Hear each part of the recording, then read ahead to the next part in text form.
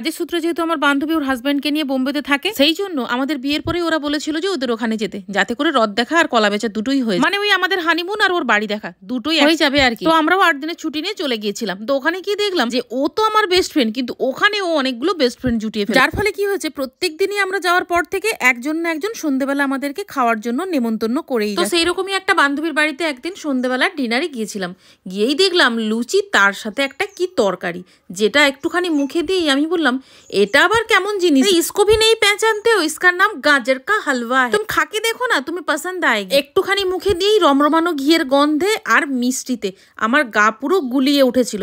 আর সেই দিন ওই বাটিটা সরিয়ে দিয়ে শুকনো লুচি চিবিয়ে বাড়িয়েছে, যেটা দেখে ওর বান্ধবীর মনের মধ্যে এতটা পরিমাণ দুঃখ হয়েছিল যে পরের দিন অনেক কিছু রান্না করে আমার জন্য পাঠিয়েছিল।